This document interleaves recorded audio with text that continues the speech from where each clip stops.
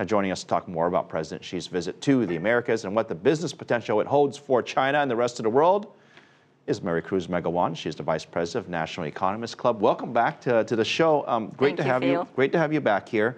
President Xi on the tour. There's obviously a lot of politics being talked about. We want to focus on the business side of the trip for President Xi. What does he hope to accomplish? Well, many things. I don't think he's focusing on only one thing. First and foremost, of course, business. He wants to do two things: increase the trading and increase the diversity of its potential customers. It's going beyond Asia, going beyond the United States and Europe, and looking at Latin America. There are many benefits with starting with Costa Rica. For example, if he starts with Costa Rica, the other Central American countries that don't have diplomatic relationships right now with China, they're going to want the diplomatic relationships. They are going to want that. Second, Costa Rica has always been the leader of Central American countries with the CAFTA agreements, with the environmental regulation agreements. The other Central American countries, they always look up at the leadership of Costa Rica. So this is something new. President Xi, on his sort of world tour here, and every place he goes to, he's doling out deals and doling out cash. In this particular case, it was Costa Rica. Does this set sort of this awkward precedence that whenever we follow the Chinese leader, we're basically following the money? Well, in a way, you're right.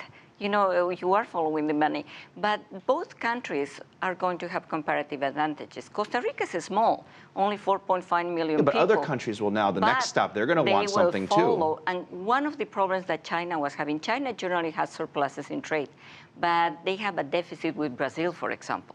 So they have to start getting closer to Latin American countries. They are having very healthy economic growth rates in Latin America at this moment. Costa Rica is politically stable, is the oldest democracy in the Central American region.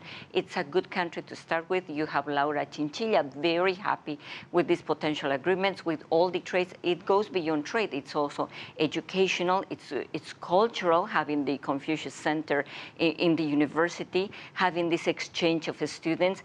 Costa Rica has a very educated population, and it's the home of over 200 tech companies in the world. So in spite of being small, it is a powerful business country.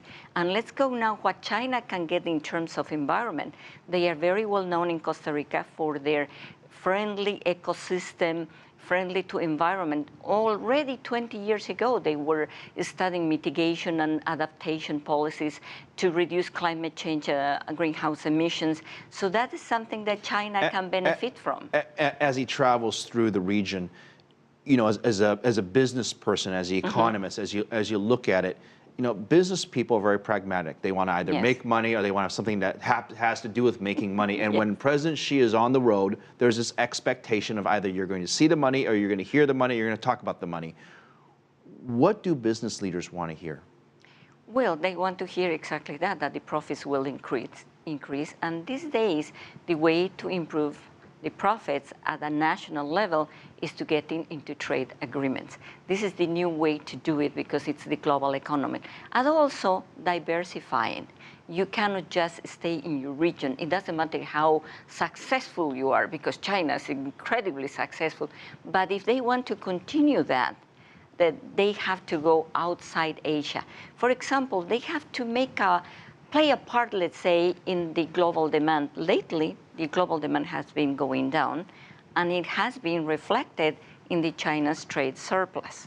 So President Xi Jinping is being very, very smart in going outside and being one step ahead and not waiting to keep going down in their surplus. He's trying to see what can I do to continue the trend that we have started. And of course, all the business people, they're excited to shake hands and see him because that means potential deals. Maricruz Magowan, thank you very much for your time. Good to have you on the show.